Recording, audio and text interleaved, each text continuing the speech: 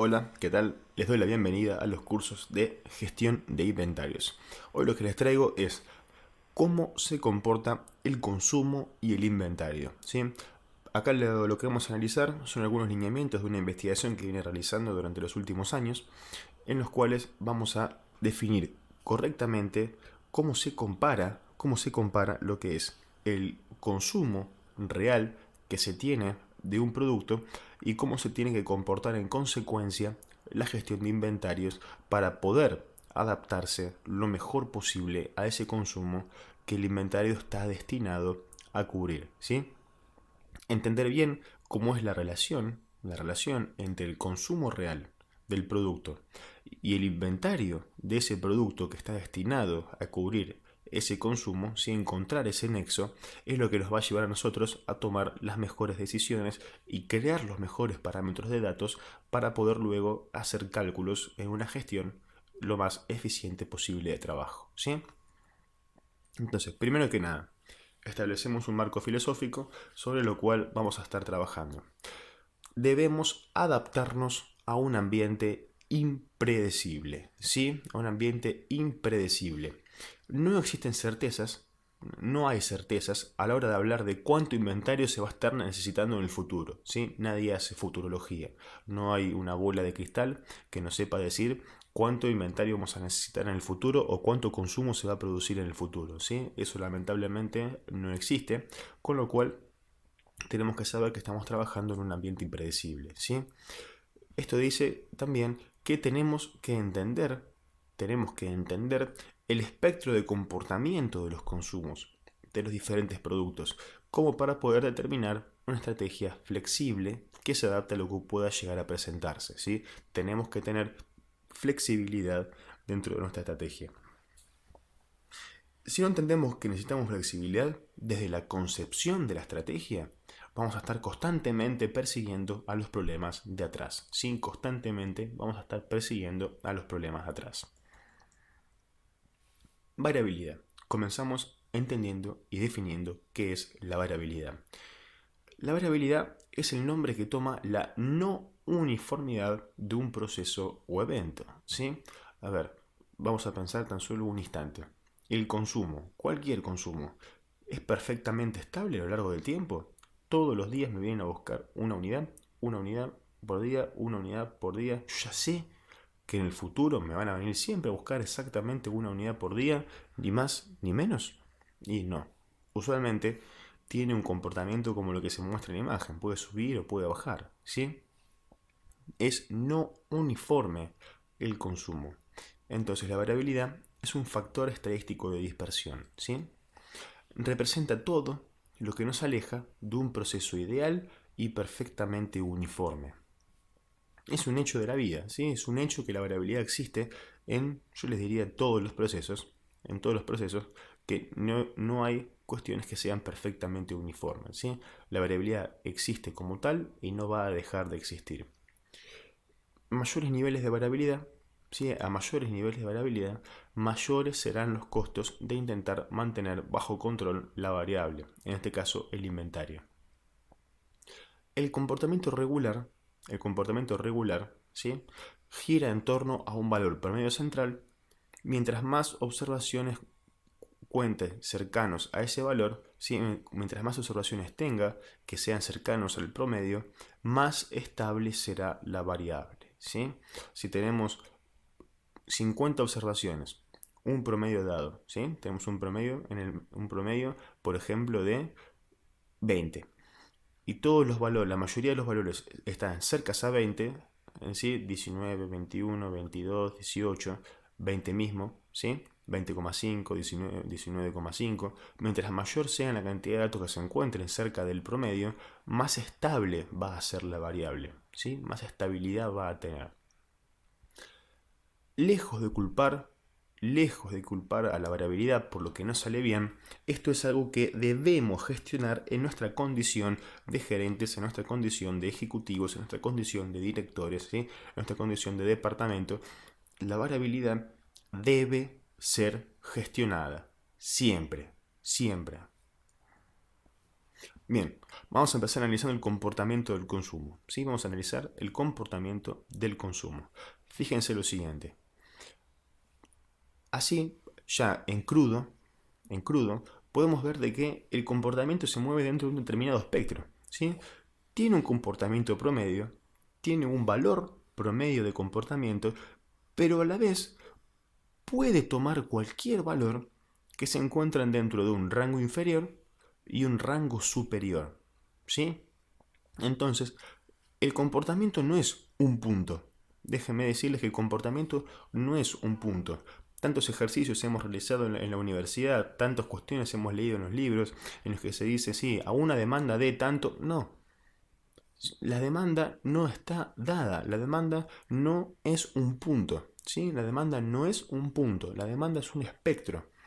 La demanda es un rango, es algo que es una variable que puede llegar a tomar su valor dentro de un rango inferior y dentro de un rango superior, ¿sí? Entonces se mueve dentro de un espectro en el cual podemos decir de que su comportamiento es variable y no sabemos a futuro qué tipo de valor va a llegar a tomar. No podemos hablar de demanda determinista, no podemos hablar de certeza cuando hablamos de futuro, cuando hablamos de demanda, ¿sí? ¿Me explico? Perfecto. Entonces, esta lectura indica que debemos encontrar la mejor forma de gestionar los vaivenes del consumo, ¿sí? Olvídense de que un dato es un punto, olvídense de que un dato es un punto. Cada producto que ofrecemos tendrá su propia inestabilidad y se comportará de formas distintas, ¿sí? Esto que estamos viendo ahora es válido para cada uno de los productos con los cuales nosotros trabajamos. Cada uno va a tener su propio espectro de comportamiento.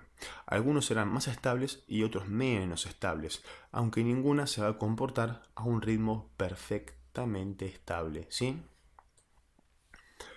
Mediante la cantidad de inventario y la rotación es que se buscará satisfacer un determinado rango de consumo que estará dado por una distribución de probabilidad, ¿sí? Todo este conjunto de valores que puede llegar a tomar el consumo dentro de un espectro de comportamiento va a crear una distribución de probabilidad. A efectos de la enseñanza, ¿sí? Vamos a asumir de que el consumo va a seguir una distribución normal, ¿sí? La función de distribución normal es una distribución de probabilidades, ¿sí? Una distribución de probabilidades conformada por una media aritmética, conocida como promedio, un desvío estándar, representativo de la dispersión de las mediciones, y el conjunto de valores que toma la distribución, ¿sí? Está caracterizada por la forma de su distribución que asemeja a una campana, conocida como campana de Gauss, ¿sí? Eso lo habrán escuchado nombrar o lo habrán leído de algunos de los textos que se pueden llegar a encontrar sobre estadística. Vemos que es más probable, ¿sí? Fíjense que es más probable que el resultado alcance un valor central que los de alguna de las dos colas, ¿sí? Fíjense de que lo más alto de la campana, en este caso en el ejemplo que vemos en pantalla, se encuentra dentro de lo que es la media de 10, ¿sí? Entonces la mayor cantidad de las observaciones van a estar o en 10 o en valores cercanos a 10. Eso es fundamental saber, eso es fundamental de entender. Bien, ahora, ¿cómo se comporta una distribución normal? Aquí el promedio y el desvío estándar son los principales indicadores, ¿sí? El promedio mu se busca determinar para establecer un valor representativo que explique el comportamiento de una variable, ¿sí? Va a ser lo que vemos ahí en el medio de la pantalla, en este caso 10. Tienen también ahí la fórmula de cómo se calcula, ¿sí? Es la suma de cada uno de los números dividido por la cantidad total de observaciones. Luego tenemos el desvío estándar, ¿sí? Sigma. Es la medida de dispersión más común, más utilizada, que indica qué tan dispersos están los datos con respecto a la media. Mientras mayor sea la desviación estándar, mayor será la dispersión de datos.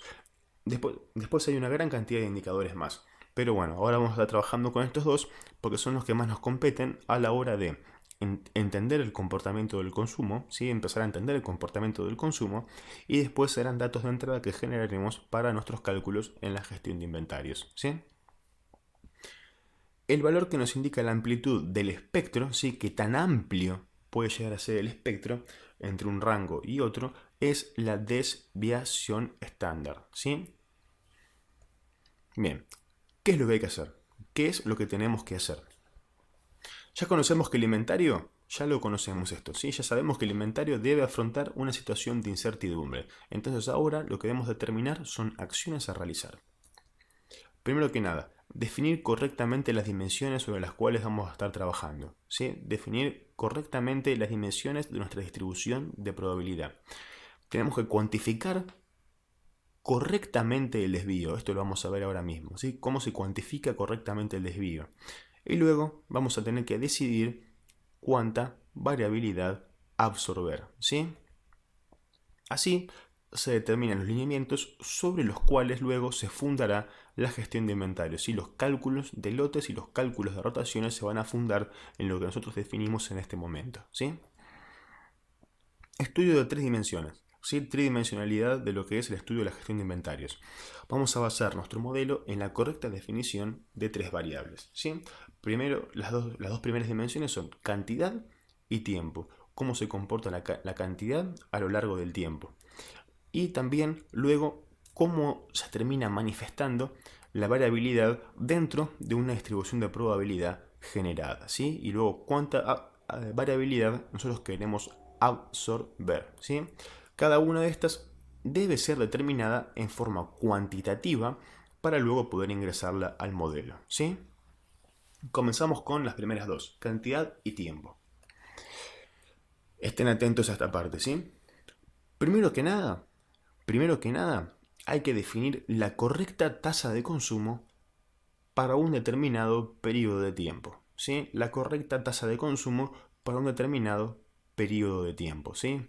Imagínense que tenemos este consumo a lo largo del tiempo. Comenzamos con algo bastante estable, bastante sencillo, ¿sí? Como para poder arrancar a analizarlo. Según definamos los parámetros de tiempo de consumo que queremos analizar, es que permitirá definir los datos de entrada para generar la curva de distribución de probabilidad, ¿sí? Primero que nada, entonces, nosotros tenemos que definir cuáles van a ser los datos sobre los cuales vamos a calcular el promedio y el desvío estándar, ¿sí? Necesitamos calcular un promedio y un desvío estándar para poder construir nuestra distribución de probabilidad, ¿sí? Entonces, antes que eso, primero que nada, tenemos que definir cuáles van a ser los números sobre los cuales vamos a estar calculando eso, ¿sí? Fíjense lo siguiente acá. En este primer cuadrito, así sencillo como lo vemos, ¿no? En la primera semana, un martes, se vendieron 10 unidades.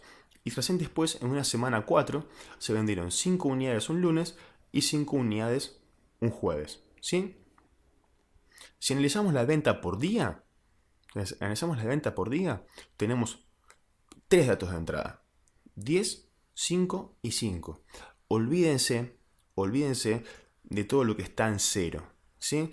Porque el objetivo de nuestro inventario es satisfacer una demanda, ¿sí? Entonces, si es 0, lo único que va a hacer es estadísticamente achicarme el inventario. Y esa no es la idea. Mi idea es que en aquellos momentos en los cuales hay una demanda, ¿cómo se va a comportar mi inventario para poder satisfacerlo? ¿Sí? Entonces, los días en los que no hubo nada, yo no voy a ingresarle 0 a mis cálculos. No voy a considerar nada. Acá tengo 3 datos de entrada si yo estoy considerando una demanda por día, ¿sí? Y si considero una demanda por semana, mis datos de entradas van a ser 2. 10 para la semana 1, 10 para la semana 4. ¿Sí? Esos van a ser mis datos de entrada. Con lo cual, fíjense de que de una forma considerada o de otra forma considerada, cambian los números sobre los cuales uno calcularía un desvío y un promedio, ¿sí? Entonces, los totales que conformarán los datos no son los mismos para el día a día que para la semana a semana, ¿sí? Acá ya nos estamos comenzando a entender. Ahora, ¿qué efecto tiene esta consideración sobre la variabilidad? Recuerden que con el promedio del desvío nosotros construimos nuestra distribución de probabilidad. Entonces, dependiendo de cómo consideramos los datos sobre los cuales vamos a calcular, son los datos sobre los cuales después vamos a también calcular nuestros tamaños de lote, ¿sí? Es fundamental una buena definición de los datos de entrada para construir nuestra distribución de probabilidad. Entonces, la variabilidad se encuentra cuantificada, ¿sí?, a través del desvío estándar de un conjunto de datos. Fíjense lo siguiente. Acá tenemos otra tabla, ¿sí?, otra tabla de consumos de un determinado producto a lo largo de 3 semanas con los 5 días de la semana, ¿sí?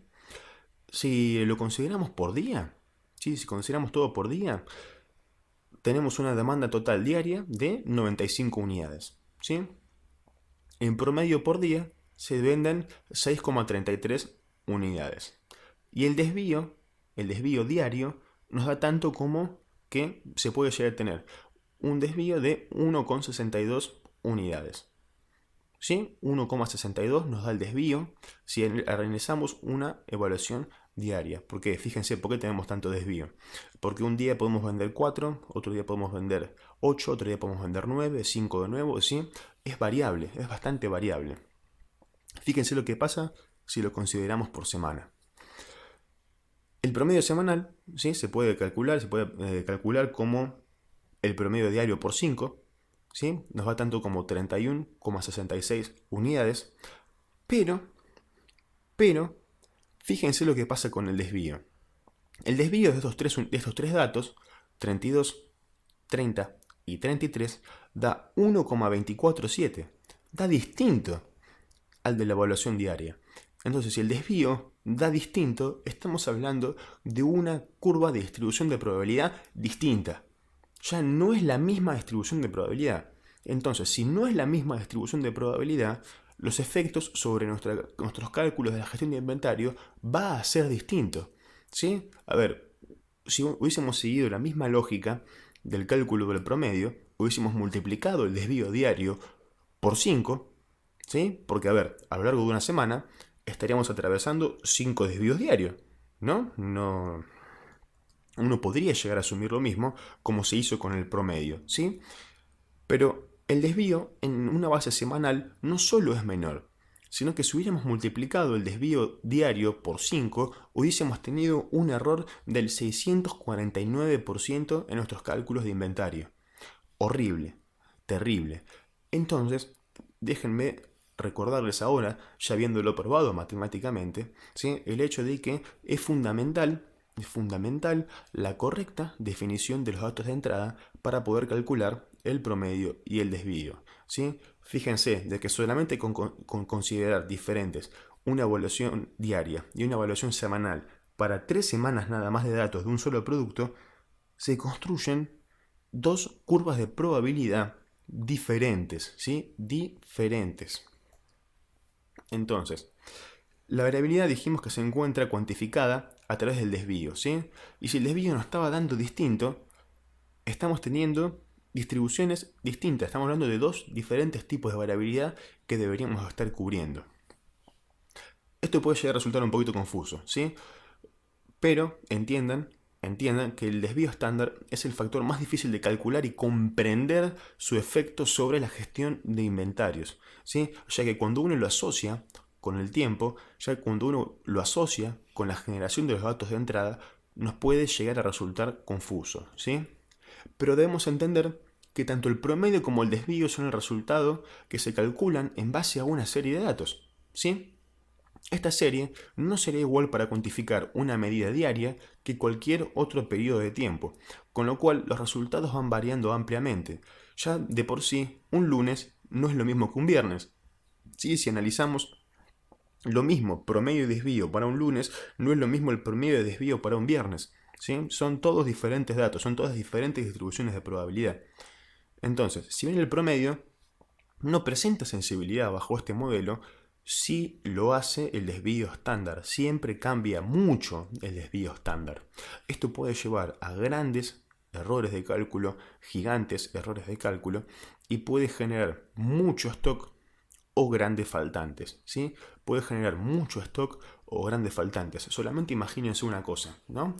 Imagínense una cosa. Nosotros tenemos un local de ventas que tiene una reposición semanal de diferentes productos, ¿no?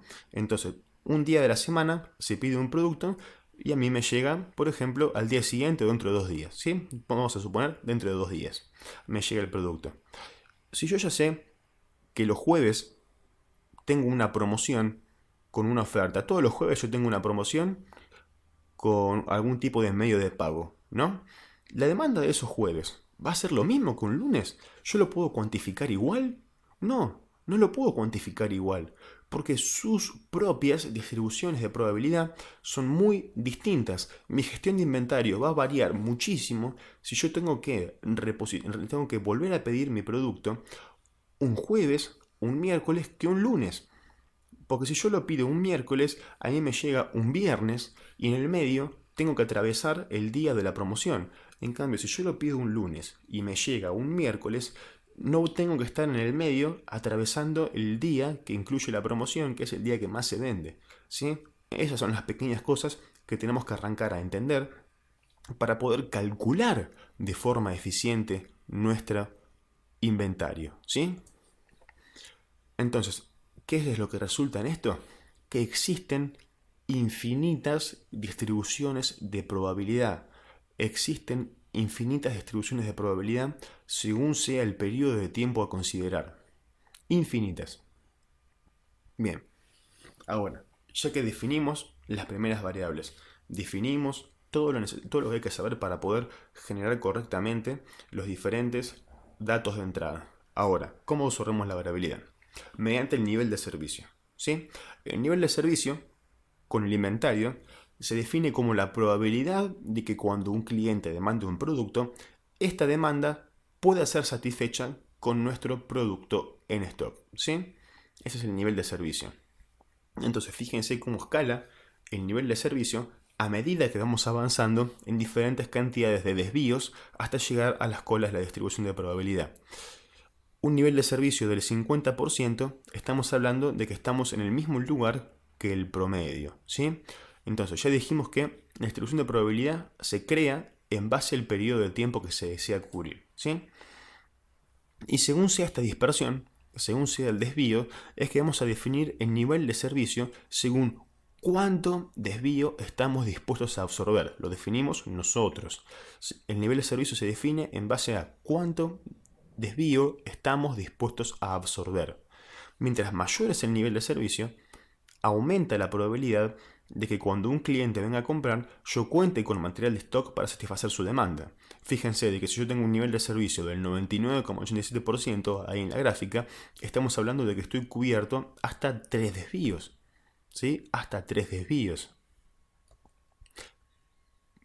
Pero también, mientras más importante el producto, mayor nivel de servicio debería tener. Con lo cual, yo le voy a dar el mismo nivel de servicio a todos, negativo. Negativo. Todos los productos, no.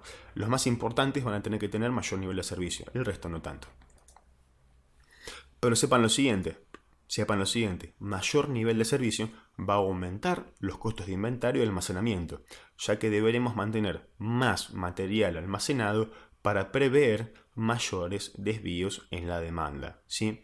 Entonces, mayor nivel de servicio supone mayor costo porque supone mayor inventario y mayor almacenamiento, ¿sí? Hay que saber decidir, hay que saber nivelar entre cantidad de inventario y servicio. Entonces, ¿cuál es el resultado que genera todas estas consideraciones? ¿Sí? Ya tenemos entonces la serie de datos que van a servir para los cálculos. Se tiene el periodo de demanda de tiempo a cubrir que uno desea para un determinado producto. Eso es lo que hay que definir en esta instancia. Se tienen los datos de consumo en las unidades para ese periodo de tiempo, o por lo menos tenemos que tener una plataforma que nos permita variarlo. ¿Sí? Yo hago mis cálculos en Excel. Se tiene el promedio del desvío estándar de cada SKU para cada uno de estos periodos de tiempo definidos. Se construye la distribución de probabilidad y se define el nivel de servicio a absorber, ¿sí? Recuerden que existen infinitas distribuciones de probabilidad, recuérdenlo, por eso es importantísimo saber definirlo, ¿sí? ¿Y qué logramos entonces? Se determina el nivel de servicio adecuado para trabajar. Se logra trabajar con la cantidad justa de inventarios. Se tienen los datos correctos para hacer los cálculos de tamaño de lote, fundamental. Se incorpora la variabilidad a los modelos de gestión, importantísimo, súper importante. Se entiende cómo es el comportamiento real de la demanda de los productos y esto se ve reflejado en tener los datos correctos para trabajar. Esto nos hace entender cómo se comporta realmente la demanda de los productos. Y se minimizan los desperdicios, ¿sí? Se minimizan los desperdicios. Con lo cual, se comienza a construir desde el entendimiento de los productos, desde el entendimiento de lo que estamos trabajando, de los productos con los cuales nosotros operamos todos los días, se comienza a construir una gestión eficiente, ¿sí? Entonces hasta acá llegamos con el estudio de cómo se comporta el consumo y el inventario y cómo se relacionan estas dos cosas. Nos volvemos a encontrar más adelante.